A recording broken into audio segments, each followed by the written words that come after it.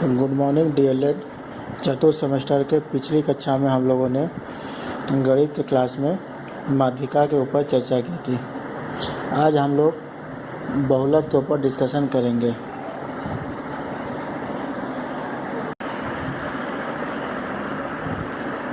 किसी श्रृंखला में सर्वाधिक आवृत्ति वाली संख्या को बहुलक कहते हैं, या इसकी परिभाषा देंगे तो सामान्यतः किसी आंकिक श्रृंखला में जो संख्या बार बार आई हो अथवा उस संख्या की आवृत्ति अधिक बार हो उसे उस श्रेणी का बहुलक कहा जाता है। जैसा कि आप लोगों ने पिछली कक्षा में देखा था कि बारंबारता सारणी को हमने कैसे बनाया था। उस बारंबारता सारणी को अगर हम देखें तो उसमें जो संख्या जिस संख्या की सबसे ज़्यादा बारंबारता होगी वह संख्या बहुलक कहलाती है। अगर हम नीचे दिए गए श्रृंखला में उदाहरण के माध्यम से देखें तो यहाँ पे हमें कुछ संख्याएं दी हुई हैं 10, 7, 5, 3 × 4, 3, 2, 1। इसमें देखें तो जो 4 की बारंबारता वो 3 बार है, यानी जो संख्या 4 है वो 3 बार रिपीट हो रही है।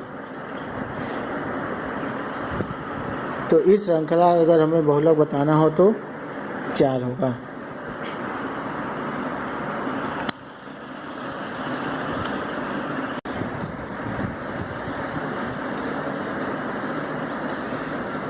बहुलक 2 प्रकार के होते हैं। पहला अपरिशोधित बहुलक या अंग्रेजी में क्रूड मोड उससे बोला जाता है, और दूसरा है वास्तविक बहुलक या ट्रू मोड। अपरिशोधित बहुलक को अगर हम देखें तो इसकी गणना अव्यवस्थित आंकड़ों की स्थिति में केवल निरीक्षण द्वारा की जा सकती है। जैसा कि बहुलक की परिभाषा से स्पष्ट है कि सबसे अधिक आवृत्ति वाला अंग ही श्रृंखला का बहुलक होता है। अव्यवस्थित आंकड़ों की स्थिति में क्रूड मोड सबसे अधिक आवृत्ति वाले वर्गांतर का मध्य बिंदु होता है।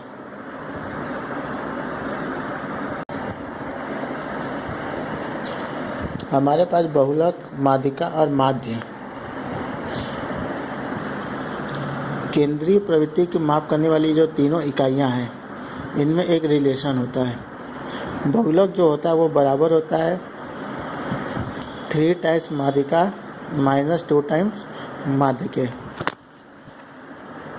ये एक इम्पॉर्टेंट रिलेशन है इन तीनों केंद्रीय मापों का माप करने वाले इकाइयों की।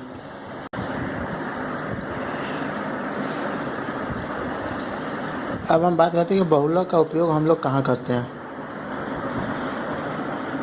बहुलक का सबसे ज़्यादा उपयोग मार्केटिंग क्षेत्र में होता है, जहाँ पे व्यापारी इसका या दुकानदार या जो कंपनी होती है किसी वस्तु को बनाने वाली, वो बहुलक का अधिक मात्रा में उपयोग करती है। जैसे उदाहरण के लिए ले लें हम, कोई जूता बनाने की कंपनी है। जूते बनाने की जो कंपनी होती है वो कई नंबर के जूते बनाते हैं या विभिन्न प्रकार के साइज़ के जूतों को निर्माण करती है,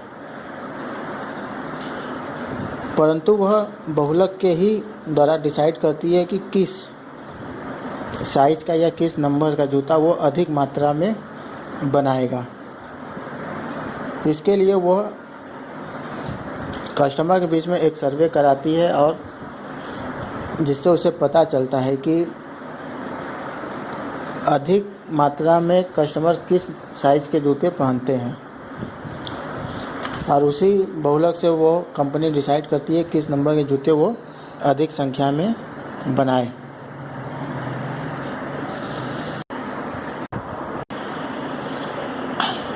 आइए अब हम कुछ अभ्यास प्रश्नों को हल करें।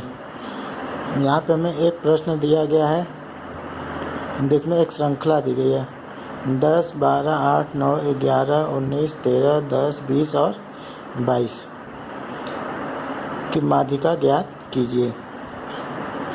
तो सबसे पहले हम देखते हैं कि इसमें टोटल कितने पद हैं। 1 2 3 4 5 6 7 8 9 10। तो इसमें टोटल पद हैं और पदों जो हमारे पद हैं वो सम संख्या है।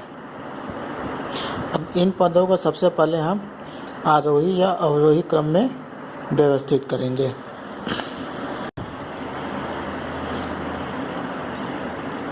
इस प्रकार दी गई श्रृंखला को सबसे पहले हम आरोही क्रम में व्यवस्थित करेंगे। तो इसमें देखते हैं सबसे छोटी संख्या 8 है तो उसे 8 लिखेंगे, फिर देखेंगे 9 है, फिर 10 है, 10 हमारा 2 बार आ रहा है तो 2 बार 10 लिख लेंगे। उसके बाद 11 है, 12 13, इसी प्रकार 19 20 और 22। अब टोटल हमारे पदों की संख्या 10 है, यानी कि जो हमारे पद हैं वो सम संख्या में है। तो हम माध्यिका का सूत्र लगाएंगे जब पदों की संख्या सम हो। जब हमारा n सम रहेगा, जैसा कि इस केस में है 10, तब हमारी जो माध्यिका होगी n/2वां पद और n/2 + 1वां पद का औसत।